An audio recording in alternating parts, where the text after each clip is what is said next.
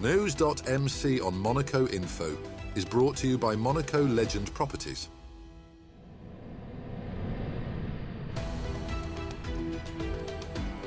Bringing you news on Monaco's economy, culture, sports and more. Welcome to News.mc, your English rendezvous on Monaco Info. Coming up on News.mc, discover past week's top stories and meet the people who make Monaco. Hello everyone, my name is Maurice Pagnello from Monaco United and you are watching News.mc on Monaco Info. What's been making headline in the past week? Team Milizia, led by skipper Boris Herrmann, secured second place in the opening leg of the Ocean Race Europe 2025 on August the 15th. After a close battle with Paprec Arkea, the Monaco-backed crew crossed the finish line off the coast of White Island, just behind winners Biotherm, who had led from the start. The next leg begins Sunday, August 17th, with the fleet departing the English coast for a 1,400 nautical mile journey to Cartagena, Spain. The strong start puts Milizia in a promising position as the competition continues, with eyes now on the next challenge in this demanding offshore sailing race. AS Monaco FC is celebrating its Champions League qualification with a special exhibition of historic jerseys now on display at Stade Louis II. The exhibition traces European Cup memories from 1978 to 2025, with each shirt representing a key moment in the team's continental journey.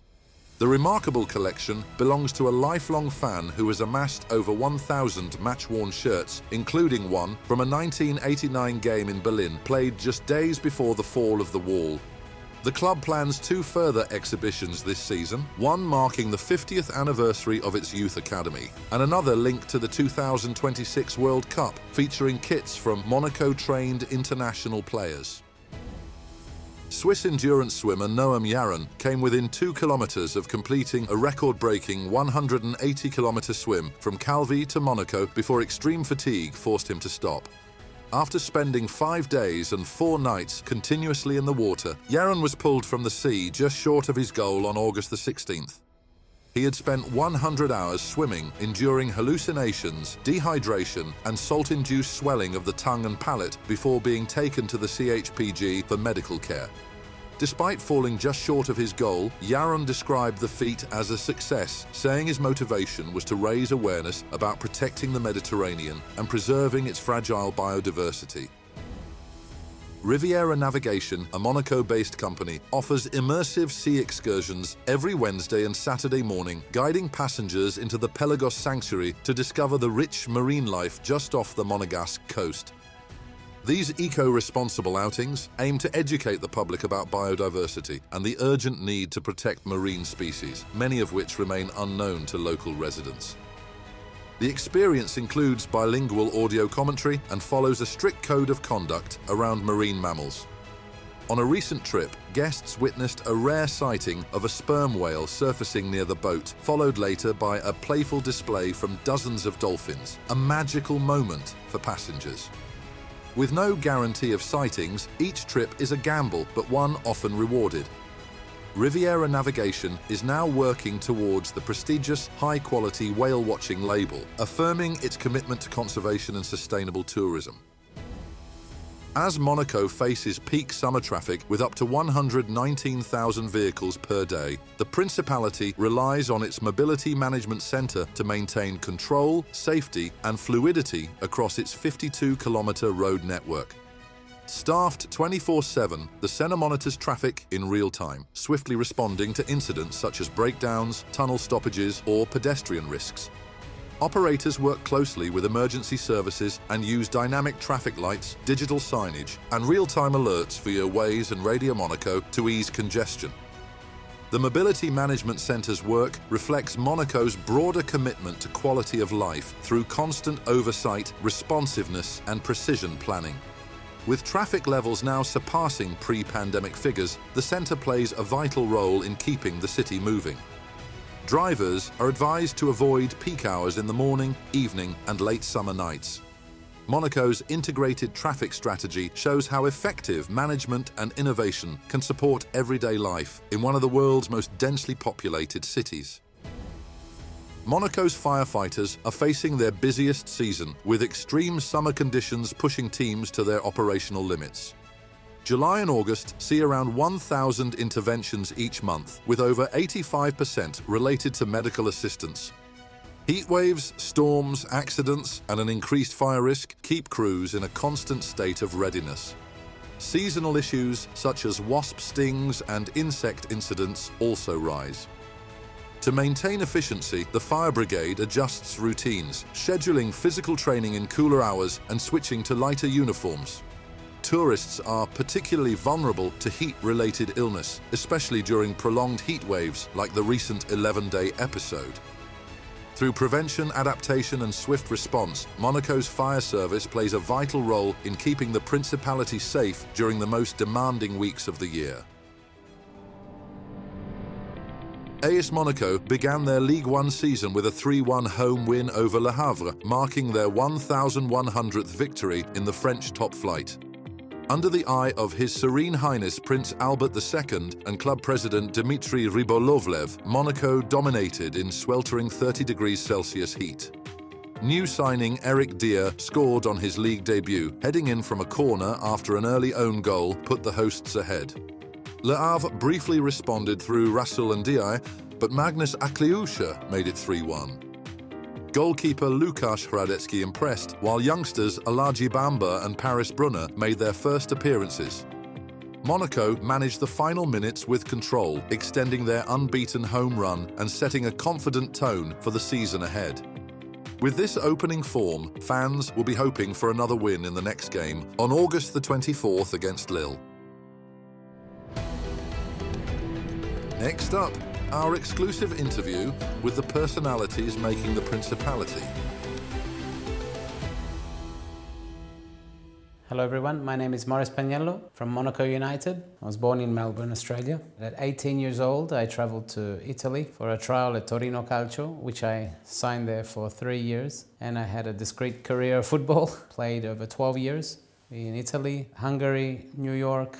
I cut off a bit short. It started by friends calling me from Australia, please help my son, help my son. And slowly I started building the academy with it when I was still playing. So the first one we started was in Melbourne. We started with 7 kids in one park. Today we had 28,000 kids. And within 1 year we had 1,000 kids in Melbourne. And then we expanded to around Australia, then Canada, then we opened up worldwide. 3 years ago I met Marco Simone and I became his manager. He started working with us, understanding who we are, what we do. Women's football is very growing.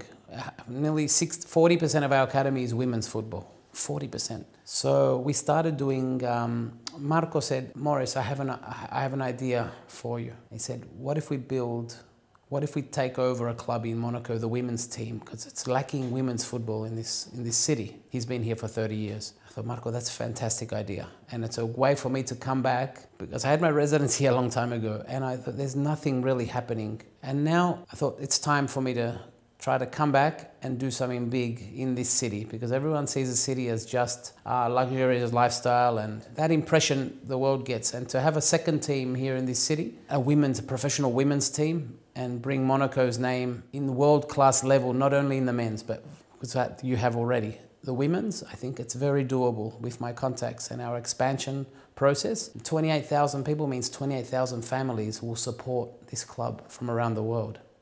Our idea and ambition is to be in Champions League in the next 5 years. I don't think it's impossible.